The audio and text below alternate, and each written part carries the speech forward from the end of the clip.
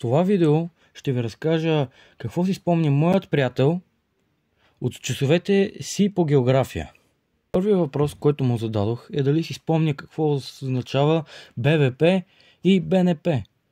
При което получих отговора, цитирам, това да не са някакви партии. С което му отговорих, че нямат нищо общо с управлението на държавата, а по-скоро буквално те означават брутен национален продукт и брутен вътрешен продукт, което е свързано с продукцията на една държава. За втори въпрос му зададох дали знае какво е естествен приръст, с което той отговори, че не е сигурен и си мисля, че приръст означава нещо, което се покачва, което всъщност е така. Естествен приръст е естественото покачване на населението при неговото измиране и ражданията на нови деца. Първите два въпроса приятелят ми нямаше много успех, но затова с третия въпрос се справи малко по-добре.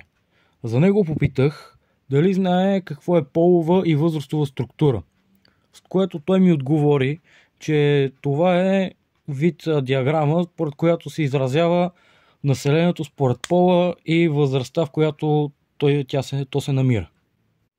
Така, продължаваме напред със следващия ни въпрос, който за щастие приятелят ми отново отговори правилно. Той е дали знае какво е урбанизацията.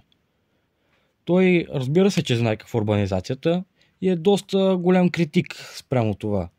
Защото според него така големите градове се пренапълват, става пренаселеност в градовете, по-трудно се намира работа за обикновения човек, а и лично неговия опит с урбанизацията е как обикаля продължение на 20-30 минути блокът си, докато намери място, където да паркира. И когато намери място да паркира, той е чак в другия край на блока, което никак не е приятно.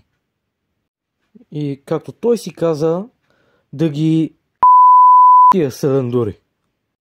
Следващия въпрос, който му зададох, е какво е държавна структура и управление. Това е въпрос от изключителна важност, която всеки гражданин на България трябва да знае. И няма как един българин да се рече българин и да не знае как работи собствената му държава.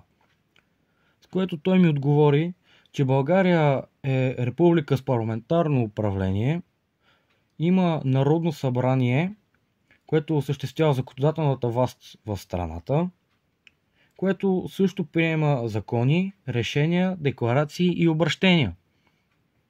Той каза, че България има и президент, който в момента действащият е Румен Радев. Той олицетворява държавата ни пред другите държави, например членките на Европа. Когато той спомена, че има Министерски съвет, който ръководи и осъществява вътрешната и външната политика на страната. Той осигурява обществения ред и националната сигурност, която все пак е от изключително значение. Той спомена, че има и съдебна власт, която защитава правата и законните интереси на гражданите и държавата. И че тя е независима спрямо всички други институции на България. Благодаря ви, че гледахте това видео. Надявам се да ви е харесало, особено на вас, госпожо Георгиева.